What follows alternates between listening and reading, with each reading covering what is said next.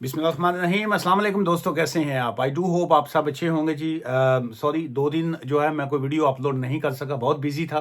तो आज आप दोस्तों के बहुत से मैसेजेस आए हुए थे कि सर जी सानू आदत पै गई है आपकी डेली वीडियो देखने की, तो कम से कम चाहे शॉर्ट वीडियो हो तो लेकिन डेली अपलोड आप लाजमी किया करें। चलिए, मैं आज जो है अभी बस पहुंचा ही हूँ घर, तो मैं जल्दी जल्दी आपके जो 5-7 सवालात हैं मैं उनके ऊपर आपको इन्फॉर्मेशन देता जाऊं। और आज का ये सेशन स्टार्ट करने से पहले बताता जाऊं कि it's not a legal advice.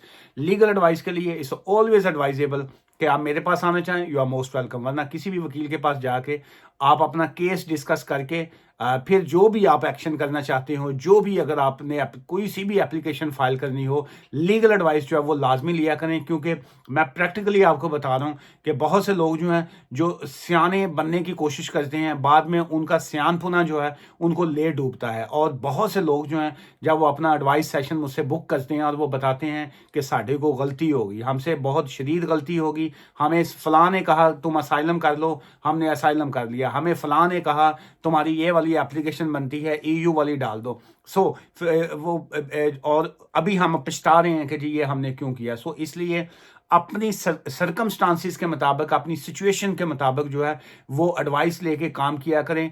दूजे दा लाल मुंह वेख के अपना मुंह चिपेड़ मार के कभी लाल नहीं करीदा, हमेशा आपको नुकसान होगा। चलिए, एक couple on a work visa पर हो होम केयर का, तो वाइफ की डेथ हो जाए, हस्बैंड के पास 4 का 4 का वीजा हो, तो क्या करे? Please reply. अब देखिए, अब इस सवाल का मैं क्या जवाब दूं। अगर किसी एक कपल है, उसकी वाइफ की डेथ हो गई है, तो अब इसमें केयर होम के वीजे का या उसके पास क्या ऑप्शंस हैं? सो सबसे पहले तो वो दुआ करे जी कि बीवी उसकी छोड़ गई है, और वो जो है अल्लाह ताला उनकी मागफिरत करे, अल्लाह ताला जो है उनको जन्नतुल फरदौस में जगह दे, और आपको जो है आपके परिवार को, आपकी फैमिली को सुकून दे। अब सेकंड उसमें यह है कि अगर तो आपके माइंड में वो वाला कानून है जो ब्रिटिश लॉ के ऊपर एप्लीकेबल होता है कि अगर दोनों में से एक पार्टनर की डेथ हो जाती है, तो दूसरा पार्टनर जो है वो इमीडिएट बेसिस के ऊपर अपना आईएलआर ले सकता है, इंडेफिनेट लीव टू रिमेन ले सकता है।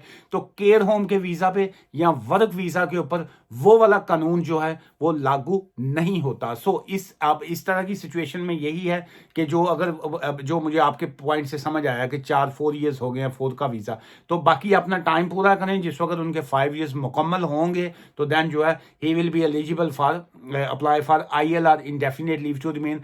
अगर आपकी सिचुएशन कोई और है या आपके माइंड में कुछ और चीजें चल रही हैं, तो द बेस्ट थिंग इज आप अपनी सिचुएशन के मुताबिक लीगल एडवाइस ले लीजिएगा। क्या आप डिप्रेशन में हैं? क्या आपकी सिचुएशन ऐसी हो चुकी है कि अब आप का आगे जॉब कंटिन्यू करना मुश्किल हो रहा है, या आपका एम्प्लॉयर आपको तंग कर रहा है, या आपके I don't know your circumstances. So the best thing is take a proper legal advice.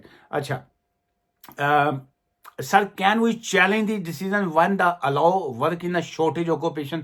देखिए, पहले तो अंडरस्टैंड करना होगा कि आप का जो शॉर्टेज ऑक्यूपेशन में आपको परमिशन कहां से मिली है। क्या आपने असाइलम क्लेम किया था and on the basis of जो है 1 ईयर वेटिंग टाइम पीरियड जो है आपको शॉर्टेज ऑक्यूपेशन में उन्होंने permission the. So in that sense जो है आप शॉर्टेज ऑक्यूपेशन को आप मेन के ऊपर कन्वर्ट नहीं कर सकते हैं। अगर आपको शॉर्टेज में उन्होंने अलाउ किया तो शॉर्टेज ऑक्यूपेशन मीन ऑब्वियसली, जैसे आजकल तो खैर कंस्ट्रक्शन एंड रेलिवेंट जो फील्ड्स हैं वो भी इसमें शामिल हो चुके हैं, लेकिन बहरहाल इन शॉर्ट शॉर्टेज ऑक्यूपेशन को आप मेन के ऊपर जो है वो उसमें स्विचिंग उसकी अलाउड नहीं है अनटिल अनलेस अगर वो आपका केस अलाउ हो गया, तो तब तो आपको वैसे ही आज़ादी होगी, जो मर्जी कीजिए। लेकिन बहरहाल उसमें असाइलम के केसेस में शॉर्टेज ऑक्यूपेशन को वो चेंज नहीं करते। अच्छा, ये स्पीडिंग के हवाले से किसी का सवाल है जी कि does over speed offence accept and paid effect in a skilled worker visa inside UK switching while application decision is in a process?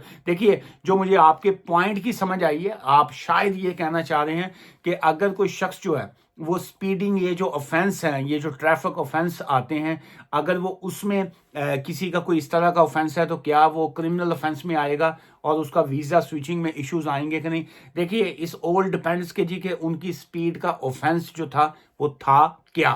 फिर उसके बाद इन सिंपल वर्ड ये है, आप कोई सी भी एप्लीकेशन जब फाइल करें तो कोई होम ऑफिस को मिसलीड मत कीजिए, कोई फॉल्स इंफॉर्मेशन मत दीजिए, झूठ मत बोलिए, जो फैक्ट है, जो सच है वो सामने रख दीजिए एंड लेट देम डिसाइड कि वो आपकी एप्लीकेशन पे क्या डिसाइड करते हैं जी। Hello, I need an advice on a family as a parent visa. I'm in the UK on a student visa, and my daughter is a British passport holder and living with me since her birth. I need advice for the documents as I don't afford solicitor. If you can give me advice, I will be thankful. देखिए, number एक, मैं यहाँ पे legal advice नहीं दे सकता, यहाँ पे सिर्फ मैं आपको इन्फॉर्मेशन दे सकता हूँ, और हम लोग चूंकि प्राइवेट वकील हैं फीस चार्ज करते हैं। अब आपकी सिचुएशन में ये है कि मैं अगर आपको कोई इंफॉर्मेशन भी दूंगा तो वो आपका मैं शायद नुकसान कर दूं, तो इसलिए the best thing is if you can't afford जो लीगल एडवाइस या जो एडवाइजर्स हैं, तो देन आप जहां पे रहते हैं आप अपना लीगल एड का लॉयर्स वहां पे चेक कीजिए। अगर वो आपको नहीं कोई वहां पे मिलते तो जो आपके पास एडवाइस ब्यूरो बने होंगे, सिटीजन सपोर्ट सेंटर्स बने होंगे, मुख्तलिफ रिफ्यूजी सेंटर्स बने हुए हैं, मुख्तलिफ जो फ्री जो अदारे बने होते हैं जो आपको लीगल एडवाइस में देते हैं। So the best thing in your situation is must go there, और वहां से जो है आप अपना केस को डिस्कस कीजिए, अपनी सिचुएशन को डिस्कस करके फिर अपना जो काम कीजिए। शायद आप लकी हैं कि आपने मेरे इस चैनल के ऊपर आपने सवाल पुट कर दिया और मैंने आपको इसका ये आंसर दे दिया। मे बी आप किसी और चैनल पे यही सवाल करें, वो आपको बता दें कि जी आप फलान डॉक्यूमेंट्स लगा दीजिए, आप अपनी बैंक स्टेटमेंट लगाएं, आप अपना फलान मैरिज सर्टिफिकेट लगाएं, अपना ये डॉक्यूमेंट्स लगाएं, और आप उनको फॉलो करते हुए एप्लीकेशन फाइल करेंगी, और वो बेचारे ने एक तो आपको कोई ना कोई इन्फॉर्मेशन दी होगी, और उसके बाद जो है जब आपकी एप्लीकेशन रिफ्यूज़ होगी तो तुसी झोलियां चुक के उन्होंने बददुआवां दोगे, और वो बैठा बैठा जो है आपकी बददुआओं का शिकार होगा। सो मैनू तुहाड़ियां बददुआवां नहीं चाहिए, मैं सिर्फ आपको यही कहूँगा, यहाँ लीगल एडवाइस लीजिए फीस पे करके। अगर आप अफोर्ड नहीं करती हैं तो आप जो है सिटीजन सपोर्ट सेंटर या जो लोकल आपके एडवाइस सेंटर्स बने होते हैं हर गली मोहल्ले में, यहाँ पे बना हुआ यूके में, आप वहाँ पे जाके प्रॉपर लीगल एडवाइस लेके फिर आगे टुरिए, वरना आप रास्ते दे विच ही रह जाओगे और नुकसान उठाएंगे जी। Sir, good afternoon. Just asking you one question. Please help me.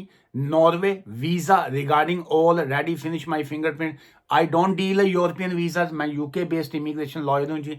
मैं सिर्फ UK immigration laws को डील करता हूँ। And all the very best sir ji. And thank you very much। आप फर्स्ट टाइम शायद हमारे चैनल पे आए, इसलिए आपको आइडिया नहीं था कि आप जो है यूके इमिग्रेशन लॉ वाले चैनल पे हैं, और आपसे कैसे कांटेक्ट किया जा सकता है। कांटेक्ट का मैं हर वीडियो में बताता हूँ जी।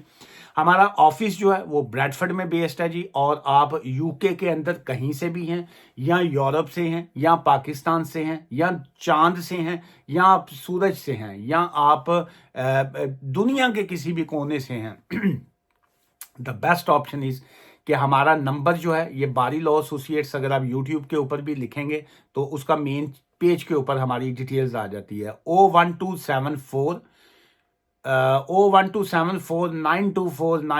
जो है जी वो ऑफिस का नंबर है। 01274 जो है वो नंबर है। मंडे से लेके फ्राइडे तक जो होता है यूके टाइम 9:30 AM से लेके 5:30 PM के दरमियान जो होता है, आप कॉल करके अपनी अपॉइंटमेंट बना सकते हैं। हम लोग फीस चार्ज करते हैं, चाहे वो फ़ोन एडवाइस के हो या ऑफिस अपॉइंटमेंट के, तो आप बुक करके तो अपना केस जो है वो आप हमसे डिस्कस कर सकते हैं जी। ये किसी ने तारीफ लिखी है, सलाम सर, आपकी सारी वीडियो जो है सीन करता हूँ और आप बहुत गुड पर्सन हैं सर। मैंने एक प्रॉब्लम डिस्कस करना है, कैसे कर सकती हूँ? ये मैं ऐसे ही कर सकती हैं जैसे आपको मैंने अभी ये यहाँ पे इंफॉर्मेशन दी कि उस नंबर पे कॉल कीजिए, अपॉइंटमेंट बुक कीजिए, और जो है वो अपना केस जो है वो डिस्कस कर लीजिए। सर प्रॉब्लम तो है पर सोल्यूशन क्या है कोई नहीं दस रहा। ये शायद ये जो विजिटर वीज़ा रिफ्यूज़ल के ऊपर बड़ी एक पुरानी वीडियो थी, उसके ऊपर किसी ने जो है लिखा हुआ है कि जी के प्रॉब्लम तो है लेकिन सोल्यूशन कोई नहीं था। ਜਿਹੜਾ हल तुसी लभना चाहते हो ना जी, मुफ्ते वाला ਜਿਹੜਾ होता है फ्री ਦੇ ਵਿੱਚ ਤੇ ਅੱਜ ਕੱਲ ਕੋਈ ਧੱਕਾ नहीं देंदा। ਤੁਸੀਂ ਕਿਸੇ ਨੂੰ ਕਹੋ ना कि यार मैंने धक्का दे दे फ्री ਦੇ ਵਿੱਚ, ਤੁਹਾਨੂੰ वो भी नहीं देगा। लोगों के पास टाइम नहीं है। देखें, टाइम शॉर्ट होता है और the time is a money. आपकी जो टाइम के आप पैसे चार्ज कर रहे होते हैं, आप अगर मजदूरी करते हैं, लेबर करते हैं, या कहीं पे भी आप काम करते हैं, तो आप काम के पैसे लेते होते हैं। सो आपको सोल्यूशन कोई क्या बताएगा?